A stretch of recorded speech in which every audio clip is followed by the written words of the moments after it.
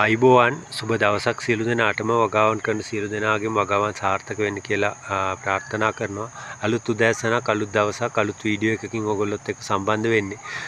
කෙටි වීඩියෝ එකක් වුණාට මේක ඉතාමත් වැදගත් වෙන වීඩියෝ එකක් ඔයගොල්ලන්ට මේ කංකුම් වගාව සම්බන්ධයෙන් තමයි දැනුවත් කරන්නේ. වාණිජ වශයෙන් කංකුම් වගා කරන්න පුළුවන් ආර්ථිකමය වශයෙන් හොඳ ඉල්ලුමක් තියෙන භෝගයක් තමයි කංකුම් කියලා කියන්නේ. ගොඩක් වෙළඳපොලේ අලෙවි කරන්න තියෙනවා. ඊට අමතරව හොඳ අලවියකුත් තියෙනවා.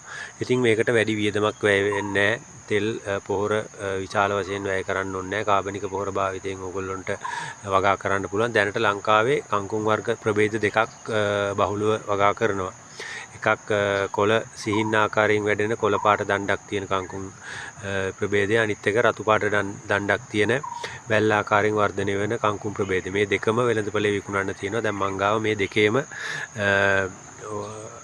තියෙනවා මේ පාත්‍ය. ඉතින් මේක සාමාන්‍යයෙන් අපිට පරිභෝජනයට අමතරව වෙළඳපොළට යම් ප්‍රමාණයක් ඉදිරි කරලා ඒකෙනුත් යම් ආර්ථික ශක්තියක් අපිට ලබා ගන්න පුළුවන්. ඒකත් අපිට වැදගත් වෙනවා. ඉතින් තමන්ගේ ගෙවත්තේ පොඩි ඉඩක් හරි තියෙනවා නම් අඩි 2.2ක ඉඩක් හරි මල් පෝච්චියක හරි පොඩි මොකක් හරි ඉවත දාන බෝතලයක බකට් එකක හරි ඔයගොල්ලන්ට බලන්න මේ වගේ දෙයක් වගා කරගන්න. ඒකෙන් ඔයගොල්ලන්ට ගෙදර පරිභෝජනයට යම් එළවලු ප්‍රමාණයක් පලා ප්‍රමාණයක් ලබා ගන්න පුළුවන්.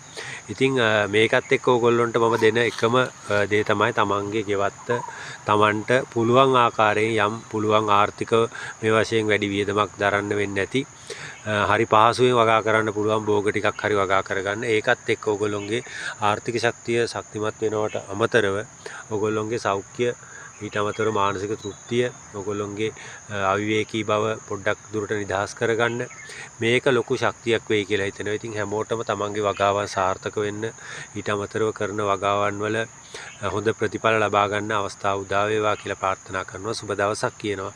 සියලු දෙනාටම ස්තුතියි.